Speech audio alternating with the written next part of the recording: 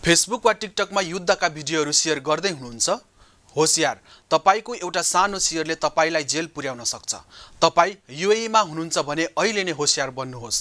भर्खरै युएई प्रहरीले 10 जना विदेशी नागरिकलाई पक्राउ गरेको छ, जसमा 1 जना नेपाली पनि परेका छन्।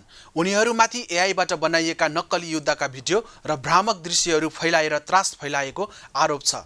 पक्राउ पर्नेहरूमा Iran, Pakistan, Vietnam, Philippines, Egypt, Nepal, Cameroon, Bharat र बङ्गलादेशका छन्। युएई को कडा साइबर कानुन अनुसार सामाजिक सञ्जालमा भ्रम फैलाउनेलाई 1 वर्षसम्म जेल र कम्तीमा 1 लाख दिराम झन्डै 36 लाख नेपाली रुपैयाँसम्म जरिवाना हुन सक्छ। अफवाहले ठूलो असर पारेमा, जस्तै आतंक, सुरक्षा जोखिम आदि भएमा कम्तीमा 2 वर्ष जेल सजाय र कम्तीमा 2 लाख दिरामसम्म जरिवाना हुन सक्छ। त्यसैले आधिकारिक पुष्टि नभएका कुनै पनि भिडियो वा फोटोहरू सेयर नगर्नुहोस्। विशेष गरी युद्ध र सुरक्षासँग सम्बन्धित संवेदनशील कुराहरूमा निकै सचेत रहनुहोस्। तपाईको एउटा पोस्टले तपाईको भविष्य बर्बाद पार्न सक्छ।